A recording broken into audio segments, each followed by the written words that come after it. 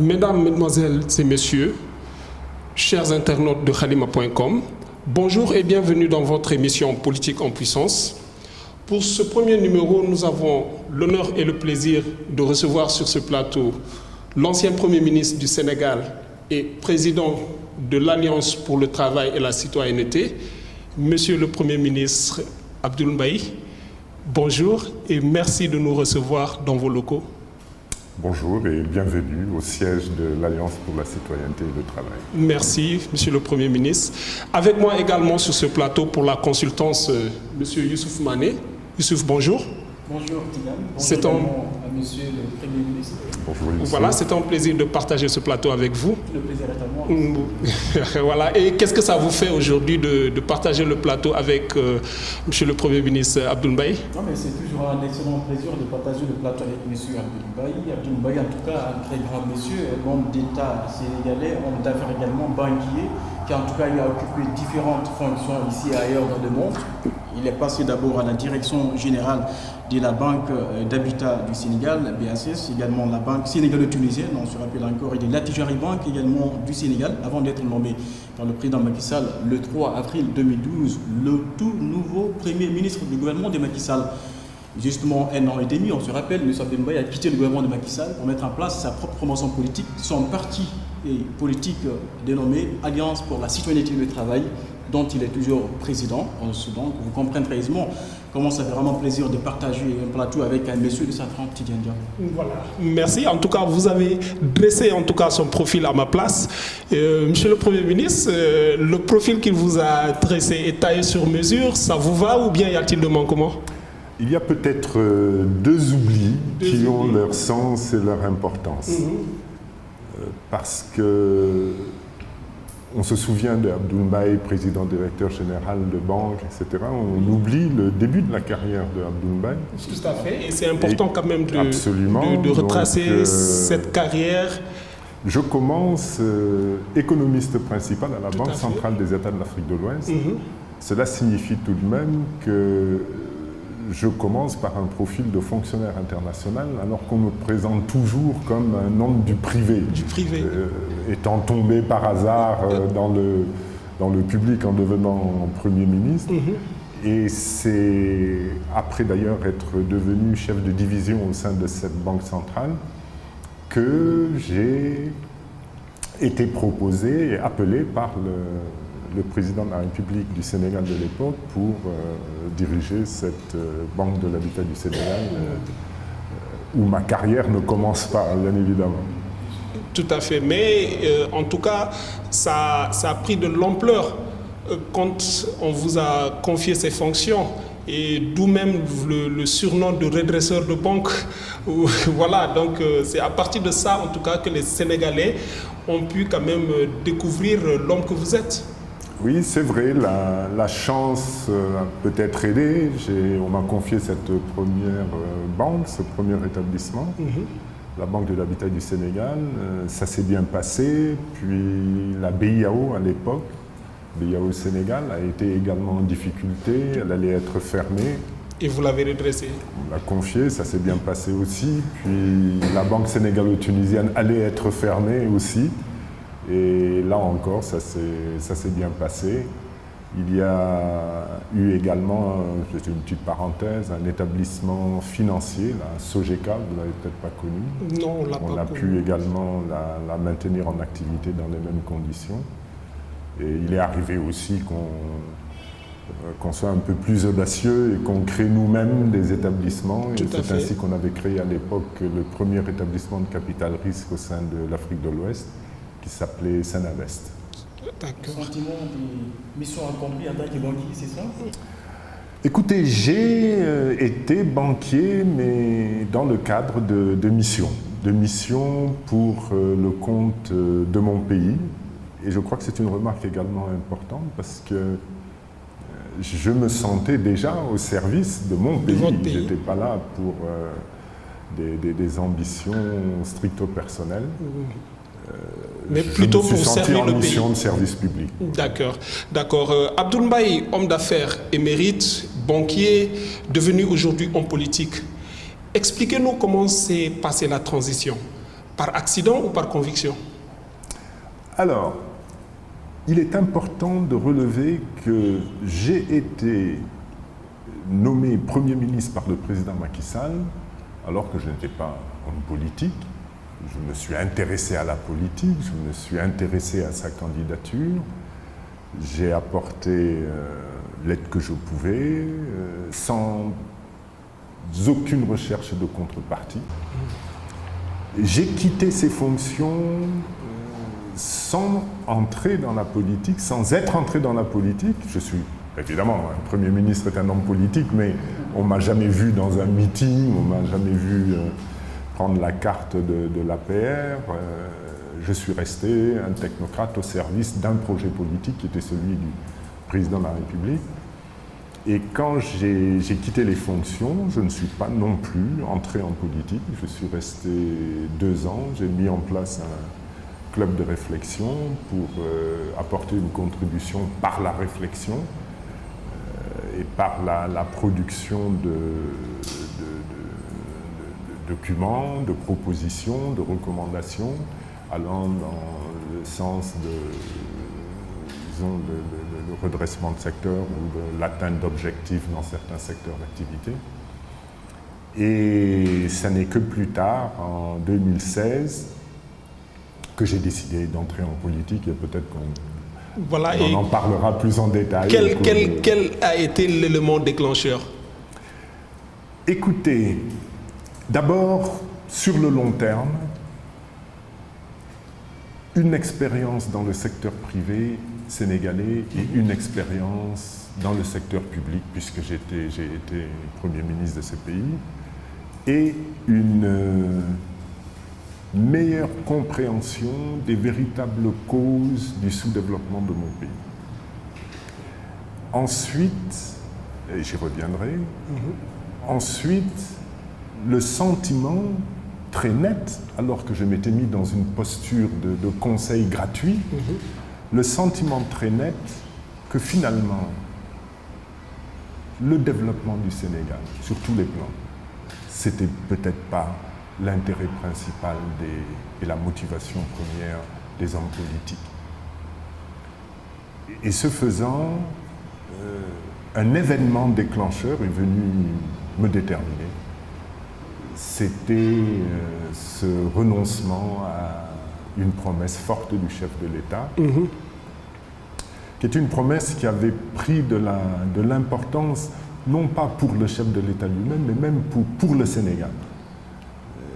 Une promesse qui consistait à ramener son mandat de 7 à 5 ans, qui avait été un engagement de candidat, qui avait été confirmé par le président de la République élu, Tout à fait. et qui avait été remis en cause avec un prétexte fallacieux. Il aurait suffi que le président consulte le Conseil constitutionnel en lui disant « J'ai pris un engagement, je veux le respecter, montrez-moi la voie pour le faire » et on lui aurait montré comment faire. Au lieu de cela, on a demandé au Conseil constitutionnel si oui ou non le mandat était de 7 ans ou de 5 ans, ce que tout le monde savait. On a organisé un référendum qui était pas utile, qui a opposé les Sénégalais. Et c'était d'ailleurs un autre constat du jeu politique au Sénégal, où on passe son temps à opposer les uns aux autres, politique de clan, politique de rejet de l'opposition, etc., etc. Et l'un dans l'autre, je me suis dit, mais c'est pas possible.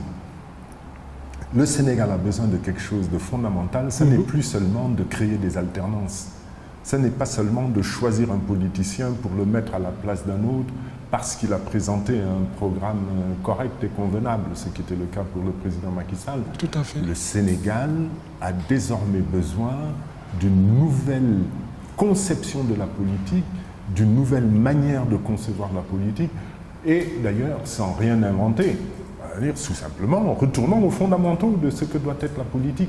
La politique, ce ne doit pas être une profession, ça ne doit pas être une sinécure, un gourou, comme on dit chez nous, pour se remplir les poches, bénéficier davantage, soi-même, sa famille, son petit clan, les caciques de son parti.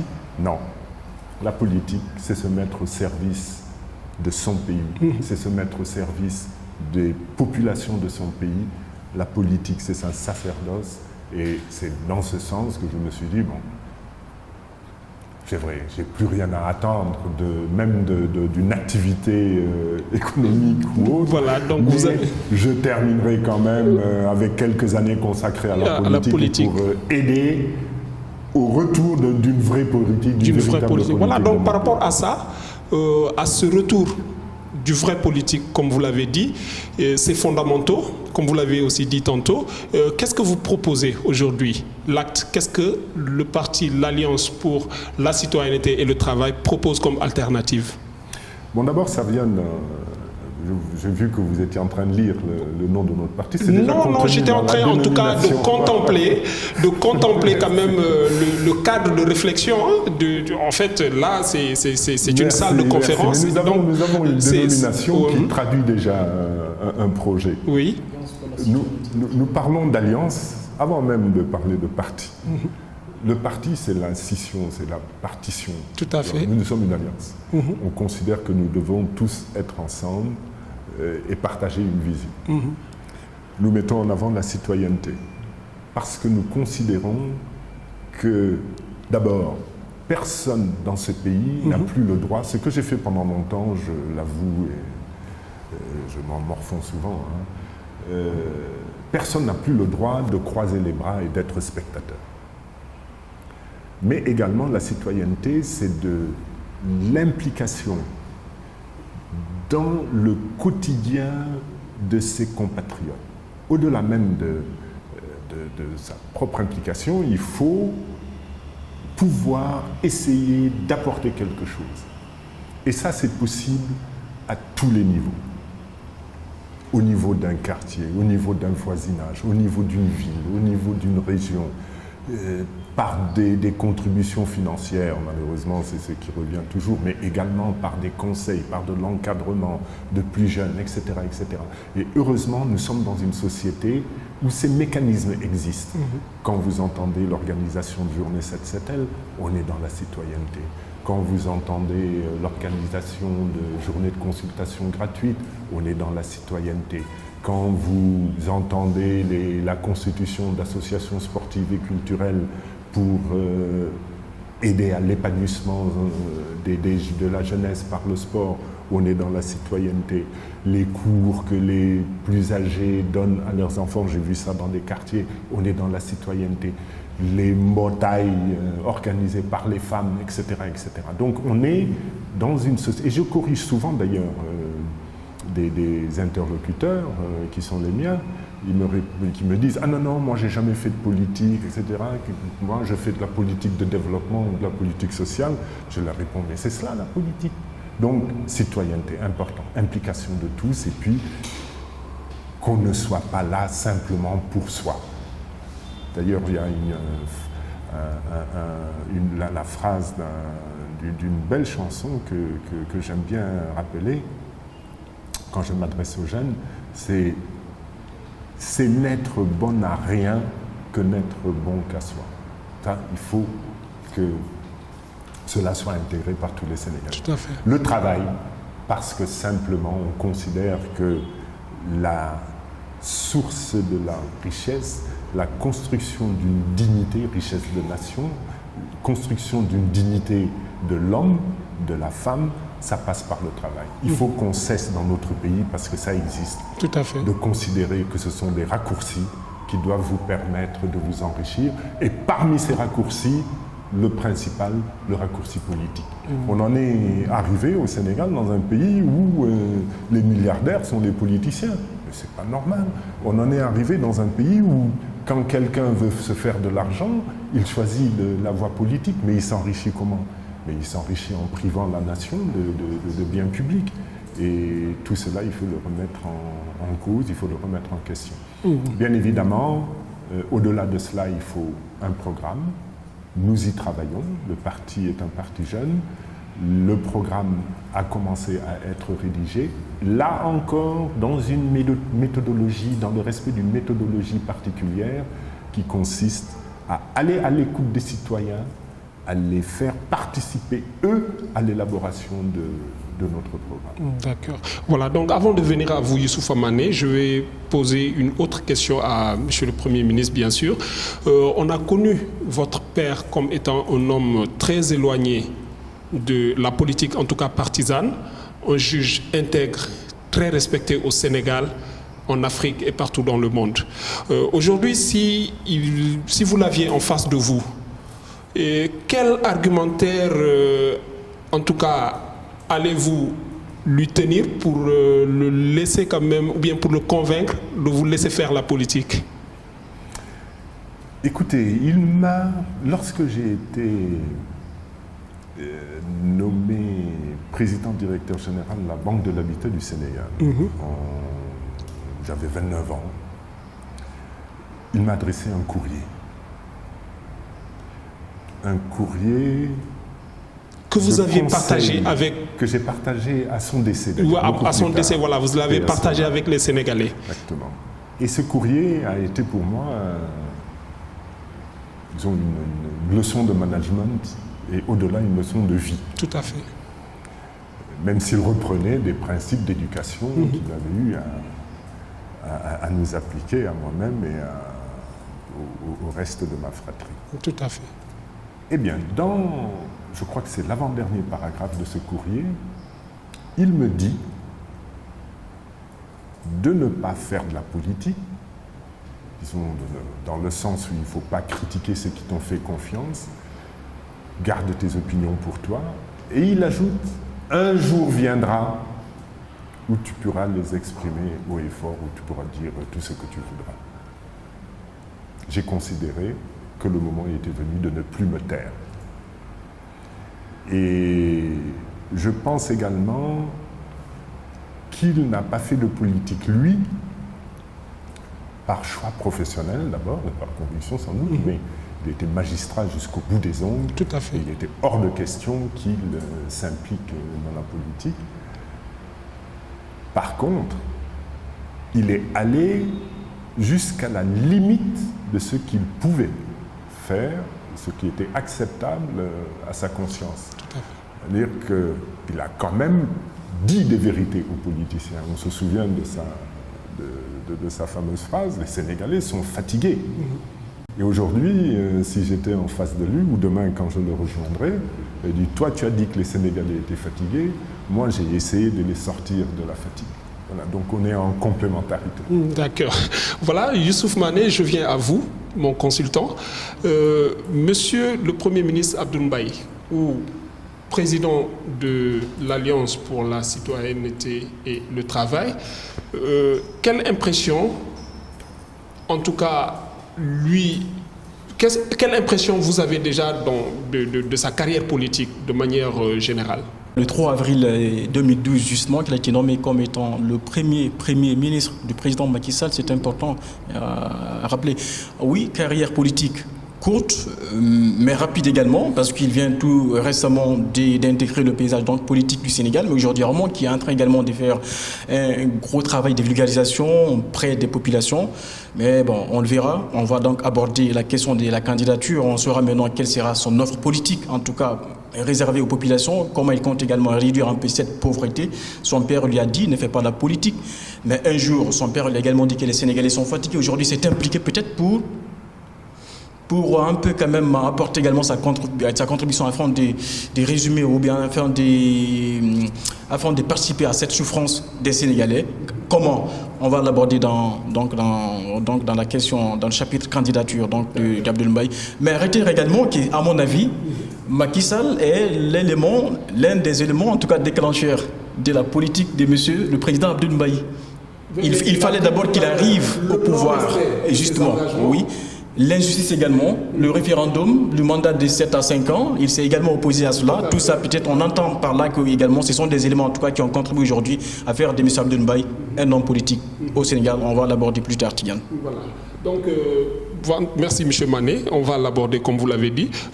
On se rappelle également, M. le Premier ministre, de la lettre que vous avez adressée au président sur la gestion des ressources naturelles, notamment le gaz et le pétrole. Y a-t-il eu un feedback? Malheureusement non, mais j'avoue que je n'étais pas très optimiste en lui adressant ce courrier. Je lui ai adressé le courrier en octobre 2016. Il faut dire que c'est quelque chose qui m'a profondément meurtri.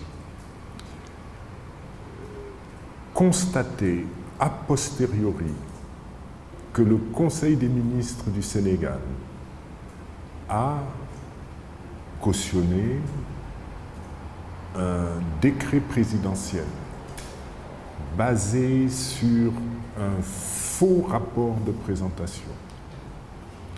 Un rapport de présentation contenant des éléments faux à dessein pour pouvoir contourner la loi.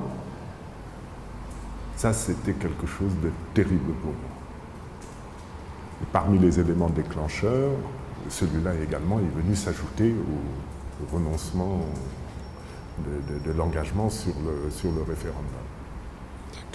On nous a tu le fait qu'on allait accorder des permis pétroliers à une société qui s'appelle Petrotim, dont la filiale sénégalaise avait été créée et dirigée par le frère du chef de l'État, Aliou Sall.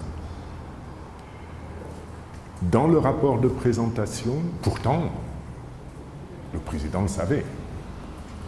Il l'a d'ailleurs dit tout à fait dans le cadre d'une interview à Jeune Afrique. Et dans le rapport de présentation, comme Petrotim n'est pas une société qui respecte la loi sénégalaise pour pouvoir bénéficier de cette attribution de permis, on a présenté la société Petrotim comme une filiale d'une société qui s'appelle PetroAsia, mais qui, elle, bénéficie d'une large expérience, de moyens financiers colossaux et requiert, dispose de toutes les qualités, toutes les compétences pour pouvoir faire les recherches et exploiter plus tard le pétrole du Sénégal. Et ça, c'était faux. PetroAsia était une société toute jeune, qui avait quelques jours d'existence. PetroAsia est une société de 5 millions de francs de capital, 5 millions de francs CFA, c'est-à-dire c'est quelque chose de terrible. Ouais. On parlait d'investisseurs, de plusieurs investisseurs en Asie. PetroAsia est une société créée par un individu.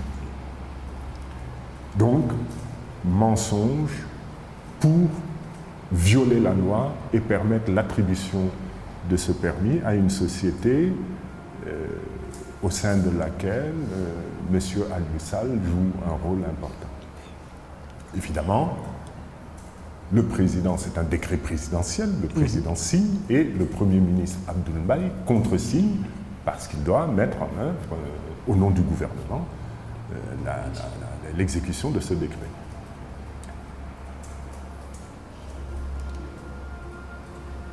A priori, et c'est le sens du courrier que j'adresse à M. le Président de la République, il ne sait pas qu'on lui a présenté un rapport de présentation faux.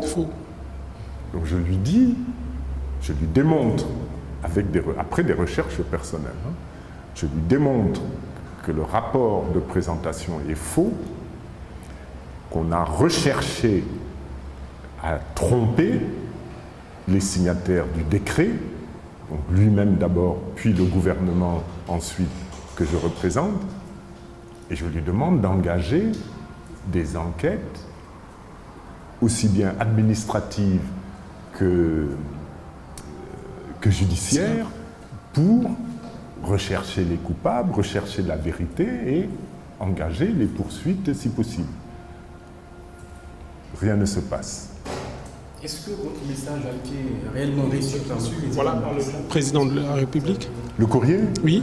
Ah oui, moi je remets des courriers déchargés. Quand Voilà, même. Mais en l'absence de réaction après plus d'1 an, quand même, parce que c'est grave, ça devient presque, j'ose le dire, ça devient presque de la complicité. Tout à fait.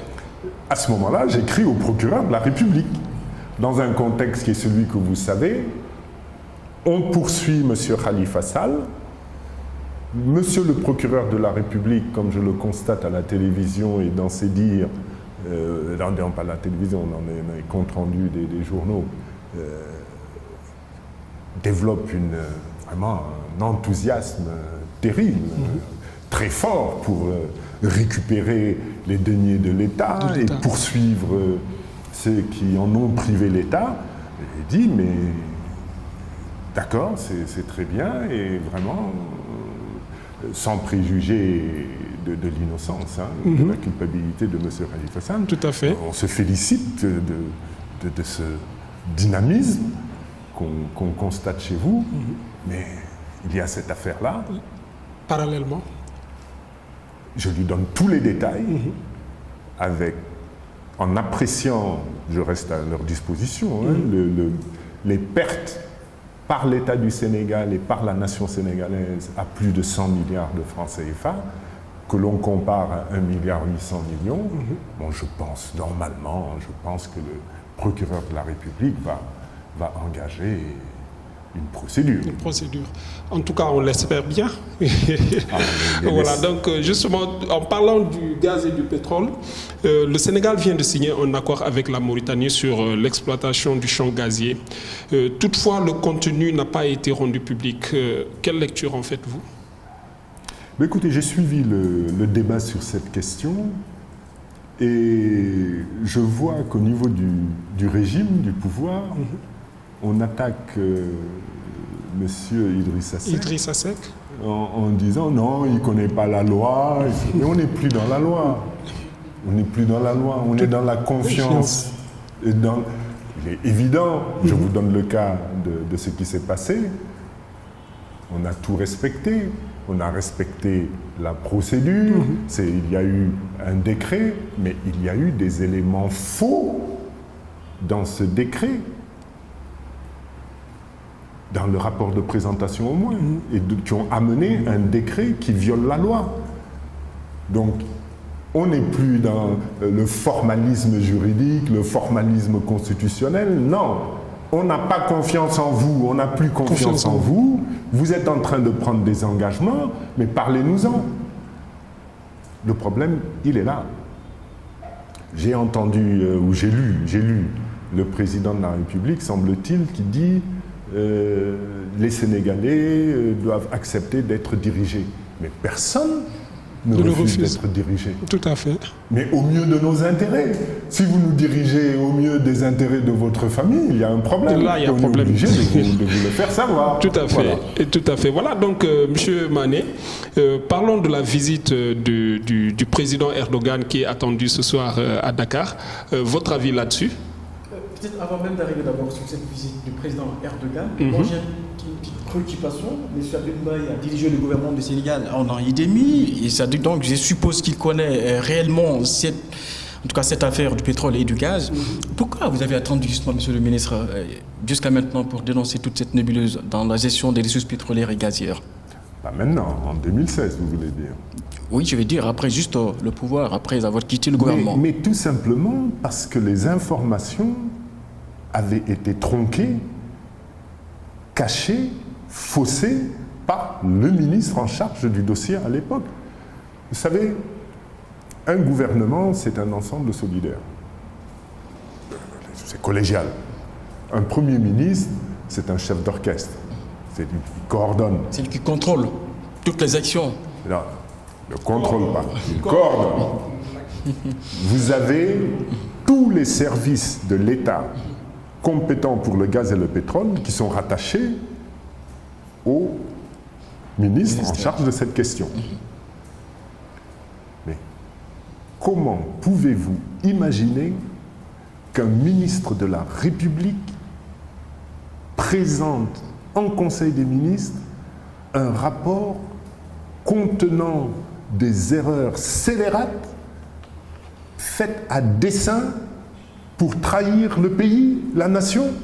Mais c'est incroyable. Mais il faut le Sénégal pour ça. Alors, de surcroît, il faut quand même, vous parliez tout à l'heure de la Banque de l'Habitat, en plus, il s'agit d'un ministre auquel j'ai offert son premier emploi. On a travaillé ensemble en bonne entente. Pour moi, c'est quelqu'un que j'apprécie beaucoup. C'est quel ministre exactement? Mais Ali Ndiaye, qui était ministre, c'est lui qui est signataire du rapport de présentation.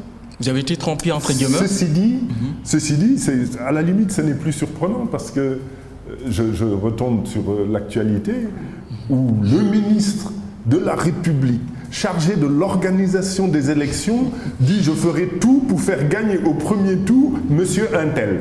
Il a parlé en tant que ministre ou en tant que militant de l'APR. Peut-être on va y revenir. Bon d'accord, on y revient parce qu'il y a des choses à dire. La visite du président. La visite du président Erdogan. Et justement, Erdogan est attendu aujourd'hui à Dakar pour une visite officielle de 48 heures. D'abord, on parle de la mainmise des firmes étrangères aux dépens des entreprises nationales. Monsieur Abdoul Mbaye, vous connaissez très bien cette question, vous avez beaucoup d'expérience, vous avez travaillé ailleurs, ici au Sénégal. D'abord, cette visite, qu'est-ce qu'elle vous inspire justement? Écoutez, d'abord, il y a la construction d'une coopération avec une grande nation industrielle. Je crois que c'est jamais mauvais. La diversification des partenaires économiques du Sénégal, c'est également, ça peut par exemple être constructeur d'indépendance économique. Je me souviens également que pour la construction du centre de conférence Abdou Diouf, il a fallu faire appel à une entreprise turque pour respecter des délais extrêmement courts et cela a permis de pouvoir accueillir la conférence. Par contre, ce que je déplorerais moi, c'est que on a un pays ami, et c'est bien d'avoir la Turquie comme pays ami. Mais on n'a pas le droit d'avoir une diplomatie sénégalaise faible lorsqu'elle a été remarquable, construite par le président Léopold Sédar Senghor, une diplomatie disons, qui allait largement au-delà de la puissance économique sénégalaise. Qu'entendez-vous par diplomatie faible? Je dis cela parce que j'ai suivi malheureusement l'incident de l'école Yalda. Il y a eu Selim. On se rappelle, oui.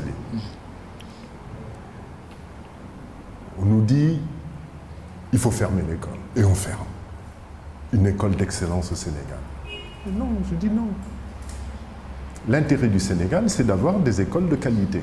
Elle est une école de qualité, on la garde. Par contre, vous êtes notre ami, vous nous dites que ce sont des ressources qui servent à financer des activités terroristes. Nous prenons toutes les dispositions pour que, l'enseignement ne soit assurément pas un enseignement préparant des terroristes, 2, que l'argent éventuellement généré par l'exploitation de cette école n'aille pas alimenter des caisses de terroristes.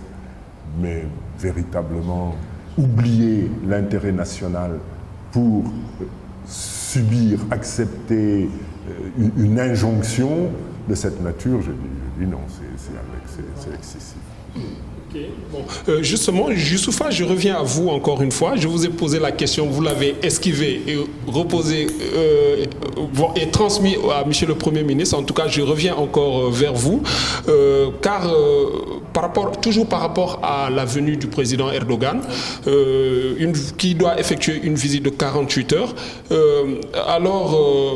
beaucoup, en tout cas, de signatures d'accords sont prévues lors de cette visite. Qu'est-ce que cela vous inspire? Moi, je pense que monsieur le ministre, le Premier ministre l'a dit tout à l'heure, le Sénégal et la Turquie aujourd'hui, ils sont dans une dynamique de coopération bilatérale, il faut le dire. Et maintenant, il revient justement au Sénégal de savoir vraiment comment défendre les intérêts donc de son peuple, de son pays et de sa nation. C'est important aussi. Je pense que c'est important. Par contre, moi, j'ai une toute petite remarque, c'est que tous les grands chantiers aujourd'hui sont occupés par les firmes étrangères, notamment les Turcs, les Marocains, AIBD. Je vais parler du train express régional.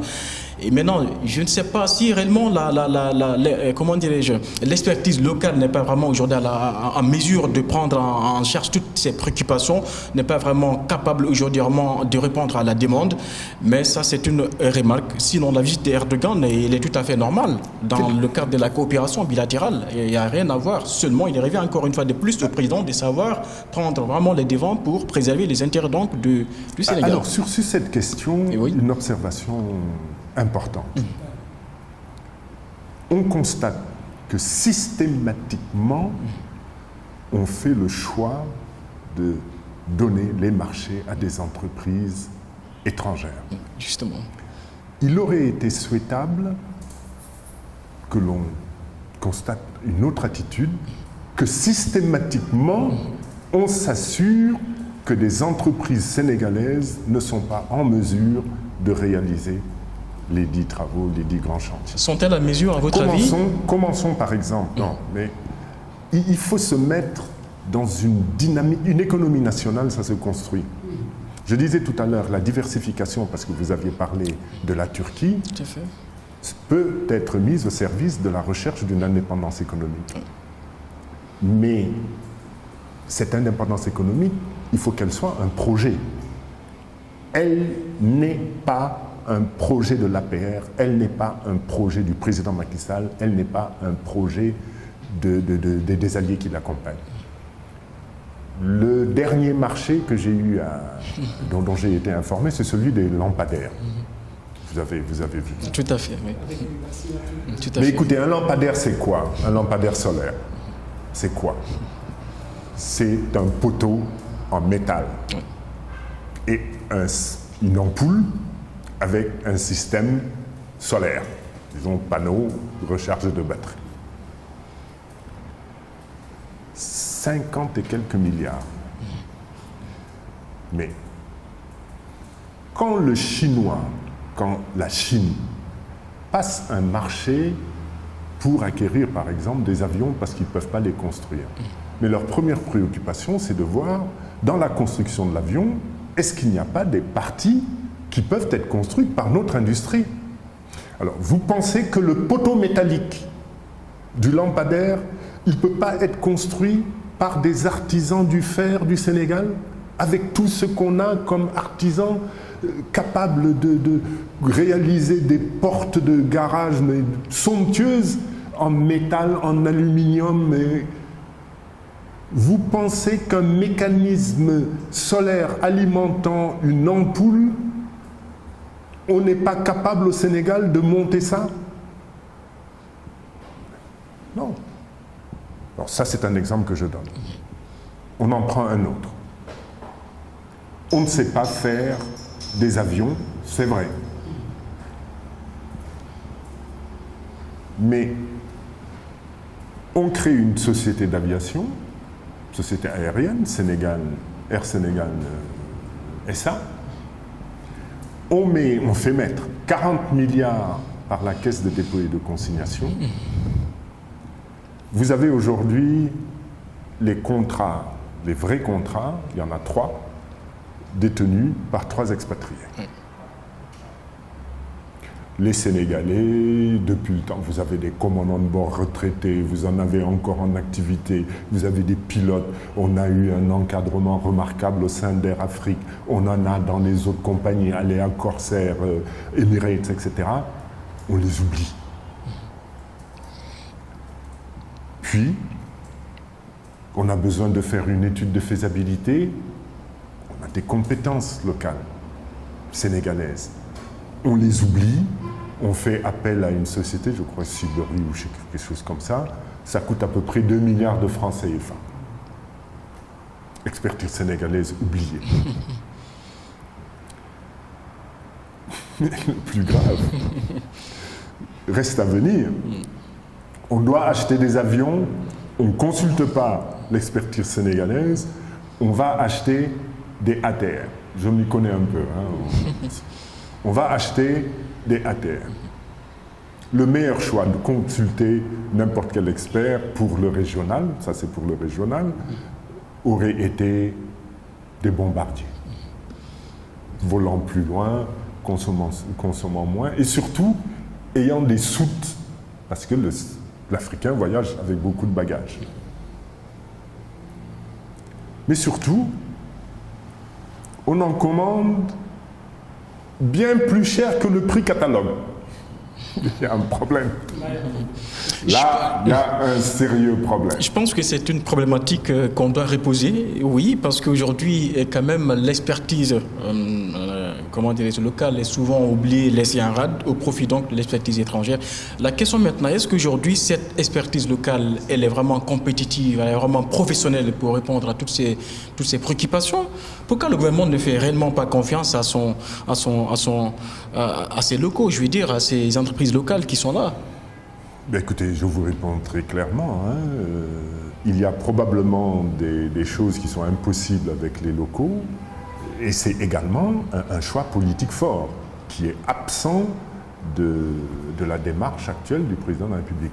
Vous nous demandiez tout à l'heure des options de notre programme.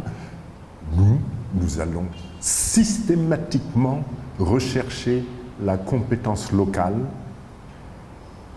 pas exclusivement d'ailleurs, parce qu'elle n'existe pas pour tout, mais on la recherchera systématiquement pour la mettre en alliance avec la compétence étrangère ou des fournisseurs étrangers. Voilà, donc on est un peu rattrapé également par le temps, donc il faut qu'on accélère un tout petit peu. Je pense qu'il y a certaines questions que nous n'aurons pas quand même le temps d'aborder. Voilà, mais parlons quand même du Front social qui est en ébullition actuellement. Rapidement, Monsieur le Premier ministre, quelle est votre impression ? Bon, écoutez, c'était prévisible. En tout cas, ça bouillonne de partout. Oui, mais c'était prévisible. Tout vient d'abord d'une gestion de priorité.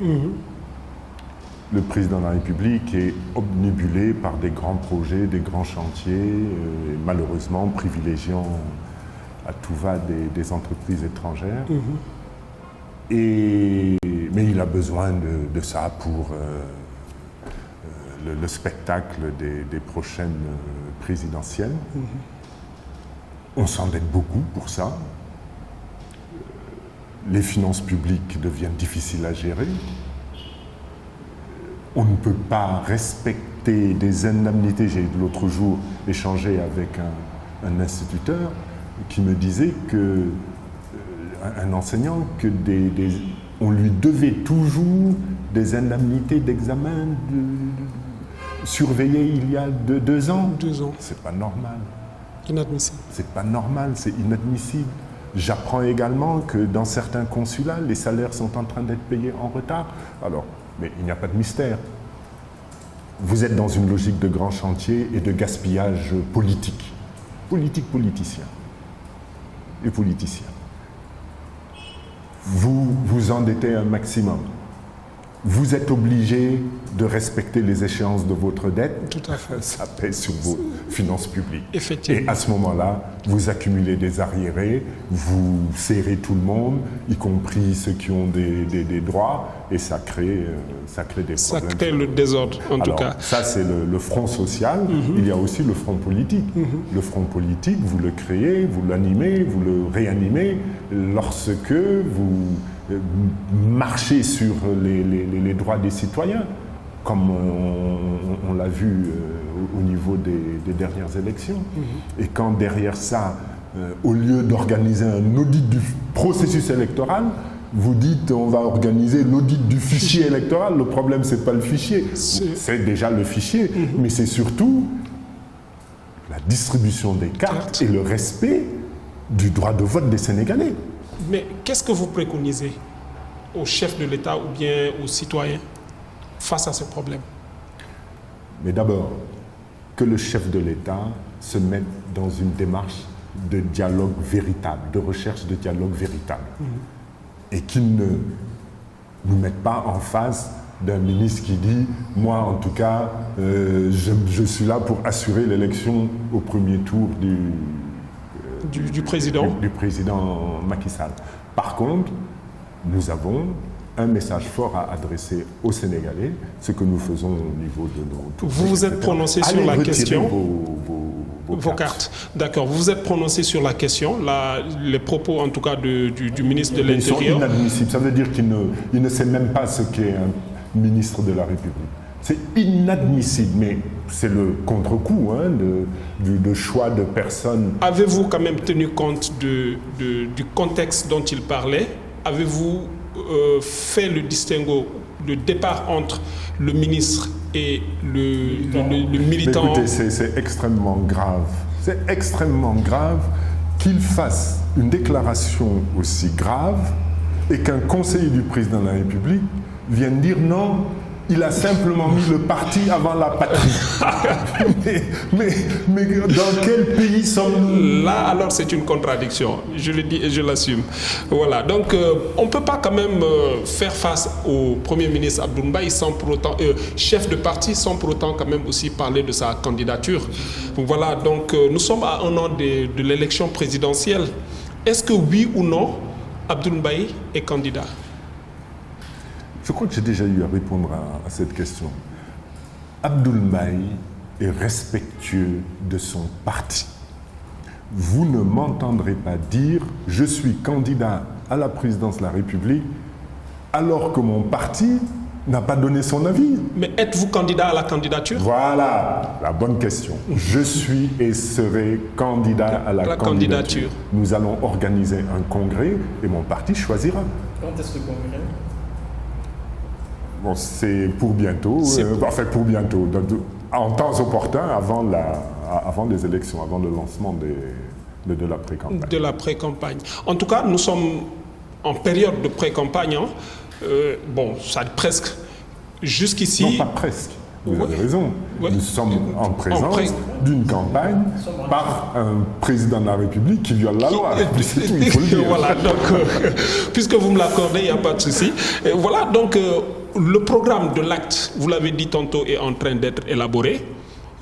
Est-ce que ne peut-on pas dire aujourd'hui que vous êtes un peu en retard par rapport aux autres partis? On n'est pas en retard. Vous savez, on a au moins l'avantage d'avoir géré un gouvernement. On a également l'avantage d'avoir beaucoup écrit sur tout ça, et notamment un ouvrage. On connaît les priorités de ce pays, et nous avons déjà, avec certains partis, nous sommes déjà entendus sur un programme minimum. Mais je n'en dirai pas plus parce que pour l'instant c'est confidentiel. D'accord. Donc nous sommes déjà prêts pour un minimum et nous continuons de travailler sur la partie qui sera spécifique à l'Alliance pour la citoyenneté et le travail. Vous travaillez déjà avec certains partis politiques. Est-ce à dire que le parti, en tout cas ACT, ira en coalition? Non, il ne s'agit pas d'une coalition, il s'agit simplement de construire une solidarité de deuxième tour. Une solidarité de deuxième tour. Vous êtes ouvert à tous les partis? D'aucuns disent que je peux pas en dire plus ACT et le PDS ne s'entendront jamais. Que répondez-vous à ça? Bon, je peux pas en dire plus pour l'instant. L'important pour nous, c'est d'être cohérent par rapport à notre message politique, qui est la politique autrement. C'est comme ça qu'on l'a baptisé. Et donc, de mettre devant les intérêts du Sénégal. Et non pas des logiques de partage de pouvoir et de partage de gâteaux. On n'est pas du tout dans ça. D'accord. Si Abdoul Mbaye est élu président de la République du Sénégal, à quel genre de chef d'État doit-on s'attendre? Si je dois dire seulement une chose, respectueux de sa parole donnée. Respectueux de sa parole donnée. En tout cas. Le premier acte que vous prendrez une fois élu au soir du 24 février 2019, quel sera le premier acte que le nouveau président prendra à la tête du Sénégal? Nommer un Premier ministre. Nommer un Premier ministre, comme on vous l'a fait. Exactement. Voilà. Donc, nous sommes arrivés au terme de l'émission. En tout cas, Monsieur Abdoul Mbaye, ancien locataire de la primature, dites-nous quels sont vos bons et mauvais souvenirs. À la primature? Oui. Écoutez, les meilleurs souvenirs viennent de la qualité de l'équipe que j'avais pu constituer. Et je recevais il n'y a pas longtemps un membre de cette équipe qui m'a dit « Mais Monsieur le Premier ministre, vous savez comment on nous appelait ?» Je me dis « Non. » Il me dit « La Dream Team ». La Dream Team, l'équipe de rêve. L'équipe, et effectivement, on avait, c'est le recours à l'expertise locale. Hein. Tout à fait. On avait réussi à mettre en place une équipe qui était très respectée, notamment par les partenaires techniques qui nous ont souvent fait des compliments. Et il faut le dire aussi, même le président de la République nous a fait des compliments sur la qualité de l'équipe. Et plusieurs ministères ensuite se sont servis dans cette équipe pour avoir des directeurs de cabinet ou des secrétaires généraux. On a également eu, avec un premier gouvernement resserré, une équipe gouvernementale dynamique. Mais là, on était à l'heure du respect des promesses. Et il y avait donc 25 ministres. Ce sont de bons souvenirs. Et puis évidemment, des réalisations intéressantes que nous avons faites vraiment très très rapidement. C'était la lutte contre la faim qui existait dans les campagnes en 2012, après la sécheresse de 2011, la relance de l'agriculture sénégalaise. Vraiment avec, c'est vrai qu'on avait, autrefois on attendait le mois de juin pour préparer une campagne, on a fait ça dès le mois d'avril. La lutte contre les inondations, on a eu de très bons résultats. Les résultats sur la baisse du coût du panier de la ménagère, avec la baisse des prix sur les principales denrées première nécessité. Bon, il y a eu beaucoup d'autres choses, et ça, ce sont des souvenirs forts. Et puis, il y a eu aussi l'organisation d'élections législatives en 2012 sans aucune contestation, aucune. Donc, on était quand même dans une belle dynamique. Les mauvais souvenirs, le plus mauvais, évidemment, bon, celui-là, il est venu après, on l'a évoqué, c'est celui du gaz et du pétrole. Il y en a un également qui fait partie de ceux qui m'ont meurtri et qui me laisse un très très mauvais souvenir. On avait retenu, après l'agriculture, le tourisme comme second levier pour faire repartir la croissance au Sénégal. Et c'est une dynamique qui a été cassée par ce système de visa qui a été introduit et dont on s'est rendu compte sur le tard qu'il avait été extrêmement négatif pour le tourisme et pour l'économie sénégalaise, mais il avait permis de donner un marché intéressant à un ami du président de la République. Du président de la République. Voilà, ce qui est déplorable. Voilà, et en tout cas, on ne peut pas quand même terminer l'émission également sans parler du cas Khalifa Sall. On vous entend rarement prononcer, en tout cas, sur la question. Pourquoi ? Écoutez, je me suis prononcé, le bureau politique du parti s'est prononcé, moi-même je me suis prononcé sur cette question. J'ai rendu visite d'ailleurs, je crois que c'est la deuxième fois que j'entrais dans la prison de Rebeuss. J'ai rendu visite à mon frère et ami Khalifa Sall, mais sur le plan du principe, à partir du moment où une affaire devient une affaire de justice, je ne m'implique plus, je ne parle plus beaucoup, parce que simplement je n'ai pas la correcte maîtrise du dossier. Vous avez les avocats de Khalifa, vous avez les avocats de l'État, vous avez les magistrats du siège. Bon, par contre, ce que je fais et que j'ai dénoncé avec la plus grande des énergies, que je continue de dénoncer, je l'ai fait notamment à l'occasion de mon message de fin d'année, c'est que Il faut arrêter cette justice à deux vitesses. La justice a pour symbole la balance, l'équilibre, l'équité. Qu'on cesse d'avoir une justice quand on veut se débarrasser d'un homme politique et une justice qui ne fonctionne plus ou qui devient amnésique ou qui perd ses dossiers ou en tout cas qui les range dans les tiroirs lorsqu'il s'agit d'un ami du président de la République ou d'un quelqu'un qui va le rejoindre plus tard dans sa mouvance présidentielle. Mais cela, nous le dénonçons, nous ne cesserons pas de le dénoncer et nous appelons l'ensemble des Sénégalais à le dénoncer. C'est inadmissible. Inadmissible. Et dans on parlait de programme, dans le programme que nous aurons, ça va s'arrêter. On n'aura plus un procureur de la République qui réagit sur ordre du président de la République ou du ministre de la Justice.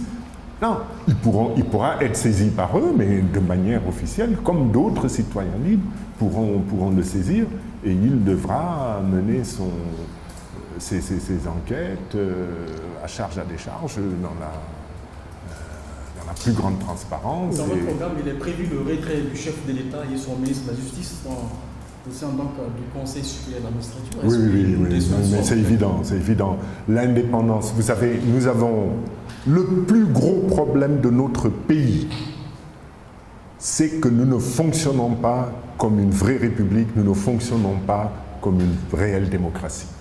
Il faut que l'on parvienne à séparer les pouvoirs. Il faut que l'on cesse d'avoir un président de la République qui domine le législatif après l'exécutif et qui a à ses pieds la justice. C'est pas possible. Tout à fait. Voilà, nous sommes arrivés au terme de l'émission. Nous vous remercions en tout cas de nous avoir reçus dans vos locaux. Encore une fois, Monsieur le Premier ministre, le mot de la fin. Écoutez, ce fut un plaisir d'échanger avec vous.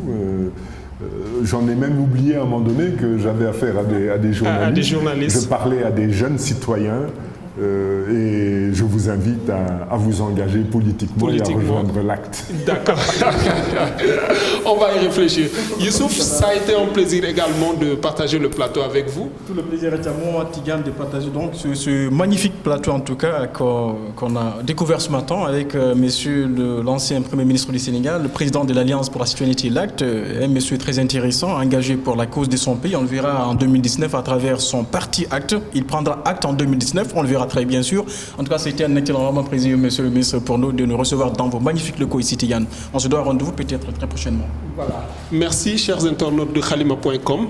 C'était tout pour votre premier numéro de l'émission Politique en puissance. On se donne rendez-vous très prochainement pour un nouveau numéro.